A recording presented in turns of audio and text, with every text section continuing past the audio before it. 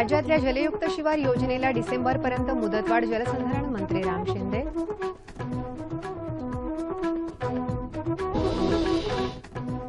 पावसामुळे यावर्षीच्या खरीप पीक क्षेत्रात वाढ।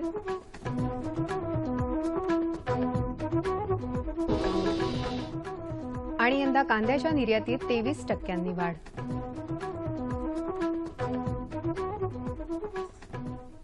नमस्कार, कृषी वार्ता या बातमीपत्रात मी श्वेता सोपारकर आपलं स्वागत करते। आता पाहूयात कृषी विषयक सविस्तर वृत्त।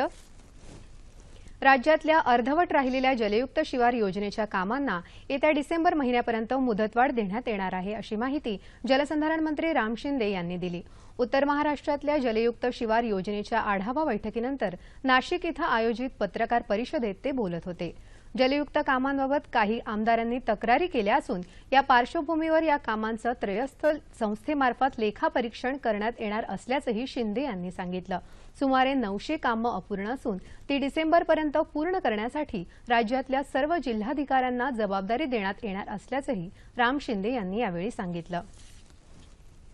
देशात यावर्षी झालेल्या चांगल्या पावसामुळे खरीप पीक क्षेत्रात वाढ झाली आहे। देशात आतापर्यंत 992.76 लाख हेक्टरवर खरीप पिकाची पेरणी झाली आहे। यामध्ये 136 लाख हेक्टरवर कडधान्य, 180 लाख हेक्टरवर तृणधान्य, 175 लाख हेक्टरवर तेलबियांची पेरणी झाली आहे।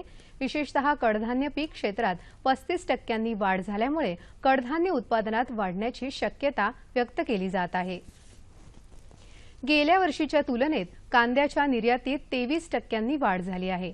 यावर्षी 13 लाख टन कांद्यांची दुबई, सिंगापूर, मलेशियासह आखाती देशात निर्यात झाली। कांदा निर्यातीवरची बंधनं हटवल्यामुळे जागतिक बाजारपेठेत भारतीय कांद्याचं स्थान पुन्हा प्रस्थापित करणारी ही निर्यात झाल्याचं national horticulture research and development फेडरेशनचे संचालक डॉक्टर R.P. गुप्ता यांनी म्हटलं आहे। भारतातल्या एकूण कांदा निर्यातीत 90% वाटा एकट्या महाराष्ट्राचा आहे। यंदाही सर्वाधिक कांद्याची निर्यात महाराष्ट्रातून झाली असून 75% निर्यात नाशिक जिल्ह्यातून झाली आहे। शेतीत एकाच पिकावर अवलंबून न राहता शेतीला पूरक जोडधंदे शेतकऱ्यांनी करावेत, तसंच शेतकऱ्यांनी कृषी विज्ञान केंद्राचा फायदा घ्यावा, असं मत डॉक्टर पंजाबराव कृषी विद्यापीठ अकोला इथले कुलगुरू डॉक्टर रविप्रकाश दाणी यांनी व्यक्त केलं। ते कृषी विज्ञान केंद्र साकोली इथं झालेल्या 13व्या शास्त्रीय सल्लागार समितीच्या बैठकीच्या अध्यक्षस्थानावरून बोलत होते। या सभेला डॉक्टर P.G. इंगोले विस्तार शिक्षण संचालक, डॉक्टर नितीन कोष्टी मुख्य विस्तार अधिकारी तसंच भंडारा जिल्ह्यातल्या विविध विभागांचे प्रमुख आणि शेतकरी उपस्थित होते। आता पाहूयात बाजारभाव।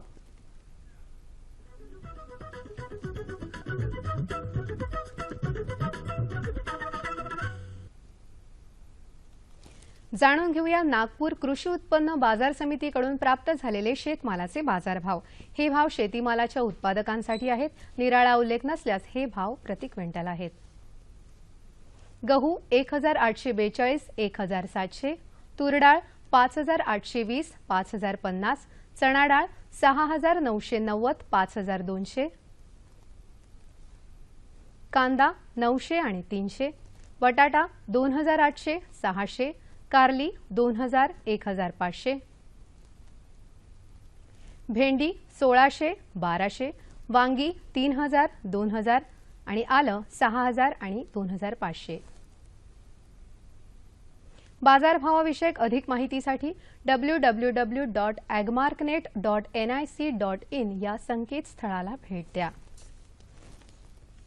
आता पाहूयात हवामानाचा अंदाज।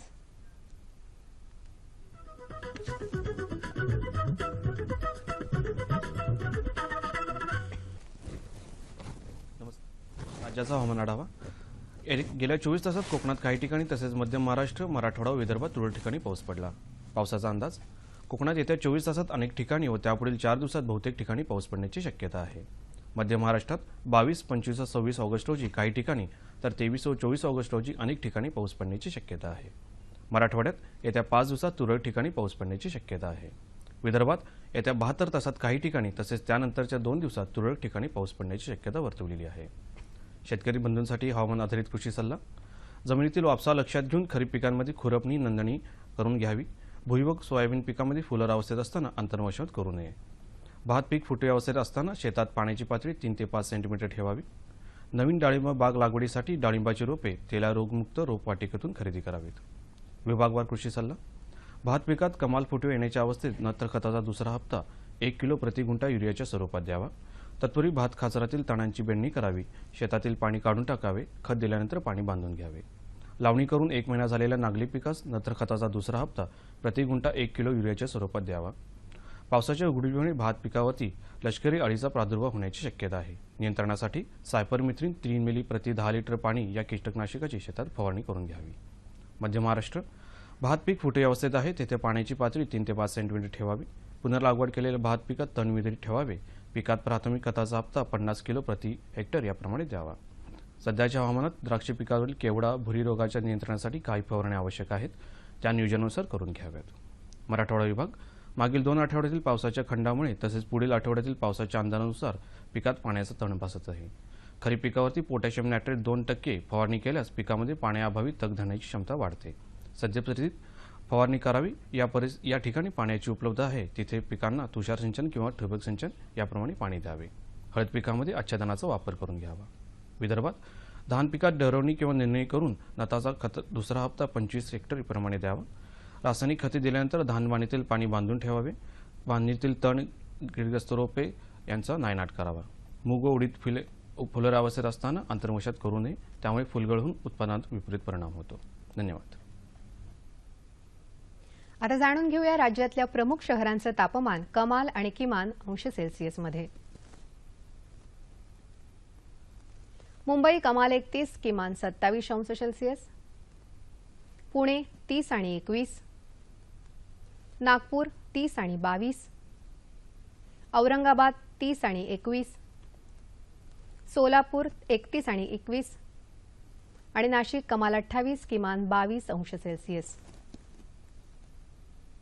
हवामानविषयक अधिक माहितीसाठी www.imdmumbai.gov.in या संकेतस्थळाला भेट द्या. याबरोबरच आजच्या कृषी वार्ता संपल्या. पुन्हा भेटूया पुढील कृषी वार्तामध्ये. तोपर्यंत नमस्कार.